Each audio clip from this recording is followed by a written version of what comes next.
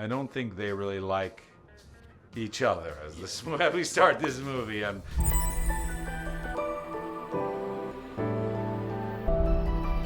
Red Guardian and Thunderbolts are not that kind of heroes we used to see in MCU. So how is for you to play this character, and how can he surprise us even more after your first appearance in Black Widow? I mean, it's a joy to be able to play someone very three-dimensional and very complex, because I feel like people are three-dimensional complex, and I feel like they make decisions a lot of times in life that are like them, and sometimes they make decisions that are unlike them. I think we have a lot of contradictory forces in our personality, and so sometimes when you watch a movie, you see a character behave just like that character would behave, and you kind of know what they're going to do and who they are inside. And I think one of the great things about the Red Guardian is he doesn't really know who he is as much, and he is surprises even himself in terms of his heroism and his selfishness. And so I like that.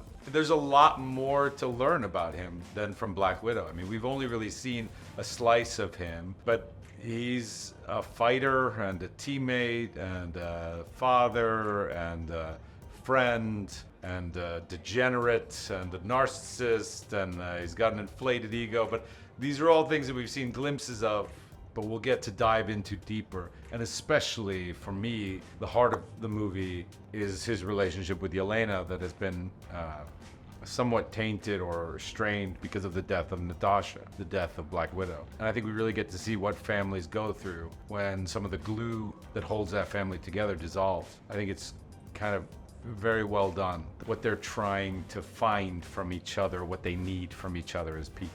The characters of Thunderbolts are morally ambiguous, so could we see a darker side of the MCU in this movie? For sure. I think that's one of the fun things about this movie is they're very unpredictable characters, and they can, where Captain America might do the righteous thing or not try to hurt people, I think the Thunderbolts are very willing to get what needs to be done, and sometimes to their own simple self-interest as opposed to other things. So in that way, it makes for an unpredictable experience. You might say halfway through the movie, I don't expect them to do that, and I think they would do that. I think they'd be capable of doing that. But these guys are capable of anything.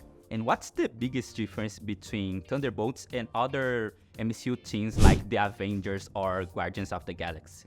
The biggest thing about them is that they're very broken, and they haven't learned that the only way to fix yourself is through relationship to other people and through it working together. I don't think they really like each other as we start this movie, and I think it's going to take them a while to learn that lesson. So, these broken pieces of themselves that could be solved in relationship have trouble getting solved in that way, and they get in their own way and they get in each other's way a lot more than those other teams. Now I have some questions for you about the Thunderbolts. Who is the strongest? Physically the strongest, it would either be probably one of us with the super serum, so probably me, Bucky, or a US agent. Yeah, probably it could be a contest between me and Bucky. And who is the most annoying?